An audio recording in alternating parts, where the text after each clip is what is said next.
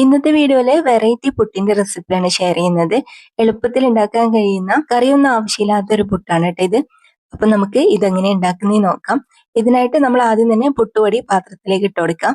ഏത് ബ്രാൻഡിന്റെ വേണമെങ്കിലും എടുക്കാം. ഇതിലേക്ക് നമുക്ക് ആവശ്യത്തിനുള്ള ഉപ്പ് ഇട്ട് കൊടുക്കാം.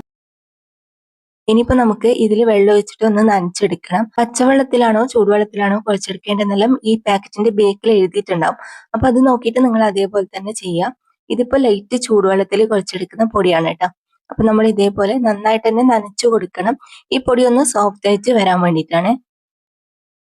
ഇത് നനച്ചെടുത്തതിന് ശേഷം നമുക്കൊരു 5 മിനിറ്റ് റെസ്റ്റ് ചെയ്യാൻ വേണ്ടിയിട്ട് വെക്കാം. ആ സമയം കൊണ്ട് നമുക്കൊരു മസാല റെഡിയാക്കാനുണ്ട്. ഈ പുട്ടുപൊടി ഒന്ന് സോഫ്റ്റ് ആയിട്ട് വരുമ്പോഴേക്കും തന്നെ നമുക്ക് ഇതിന്റെ മസാല റെഡിയാക്കിയിട്ട് എടുക്കാം. ആദ്യം കുറച്ച് ഓയിൽ ചൂടാക്കിയിട്ട് 2 ഉള്ളി ഇതുപോലെ ചെറിയ ചെറിയ കഷ്ണങ്ങളാക്കിയിട്ട് നമുക്ക് ഇട്ട് കൊടുക്കാം. പിന്നെ ഇതിന്റെ കൂടെ തന്നെ നമുക്കൊരു തക്കാളിയും 2 പച്ചമുളകും കുറച്ച് കറിവേപ്പിലയും പിന്നെ ഒരു ടേബിൾ സ്പൂൺ ഇഞ്ചി വെളുത്തുള്ളിയും കൂടി ചേർത്ത് കൊടുക്കാം.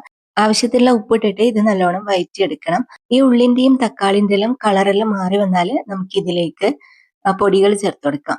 പൊടികളായിട്ട് ഒരു 1/2 ടീസ്പൂണ് മഞ്ഞൾപ്പൊടി ഇട്ട് കൊടുക്കുന്നുണ്ട്. നമ്മുടെ പുട്ടിന് നല്ലൊരു കളർ കിട്ടാൻ വേണ്ടിയിട്ടാണ് കേട്ടോ ഇത്രയും മഞ്ഞൾപ്പൊടി ചേർത്ത് കൊടുക്കുന്നത്. എന്നിട്ട് ബാക്കിയുള്ളതും കൂടി നമുക്ക് ഇതിലേക്ക് ഇട്ട് കൊടുക്കാം. 1/2 ടീസ്പൂണ് മുളക് പൊടിയും 1/2 ടീസ്പൂണ് മല്ലിപ്പൊടിയും പിന്നെ 1 ടീസ്പൂണ് ചിക്കൻ മസാലയും കുറച്ച് ഗരം മസാലപ്പൊടിയും കൂടി ചേർത്ത് കൊടുത്തിട്ടുണ്ട്. ഇനിയിപ്പോ ഇത് നന്നായിട്ടൊന്ന് മിക്സ് ആക്കി കൊടുക്കാം. എന്നിട്ട് കുറച്ച് തേങ്ങയും കൂടി നമുക്ക് ഇതിലേക്ക് ഇട്ട് കൊടുക്കാം. തേങ്ങയും കൂടി ചേർത്ത് കൊടുത്താൽ മസാലക്ക് നല്ലൊരു ടേസ്റ്റ് ആയിരിക്കും. ഇനിയിപ്പോ നിങ്ങൾക്ക് ഇതിലേക്ക് ചിക്കനോ മുട്ടയോ ബീഫോ ഒക്കെ ചേർക്കണമെന്നുണ്ടെങ്കിൽ ചേർത്ത് കൊടുക്കാം കേട്ടോ.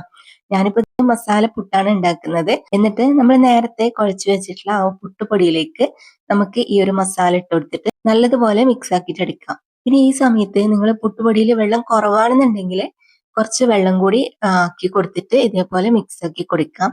പുട്ടുപൊടി സോഫ്റ്റ് ആയിട്ട് തന്നെ ഉണ്ടെന്നുണ്ടെങ്കിൽ പിന്നെ വെള്ളമൊന്നും ചേർക്കേണ്ട ആവശ്യമില്ല.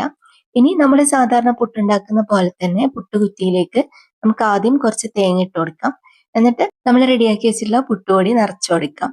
എന്നിട്ട് അതന്നെ നമ്മൾ റിപ്പീറ്റ് ചെയ്യാം. എന്നിട്ട് പുട്ടുകുറ്റിയിൽ വെച്ചിട്ട് നമുക്കിത് ആവിയേറ്റി എടുക്കാം.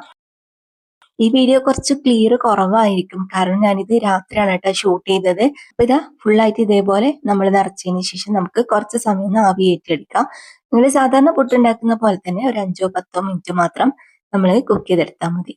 അപ്പൊ ഇതാ നമ്മുടെ അടിപൊളിയായിട്ടുള്ള മസാലപ്പുട്ട് റെഡി ആയിട്ടുണ്ട്. രാവിലെ എളുപ്പത്തിൽ ഉണ്ടാക്കാൻ പറ്റുന്ന കറിയൊന്നും ആവശ്യമില്ലാത്ത ഒരു ബ്രേക്ക്ഫാസ്റ്റ് ആണ്.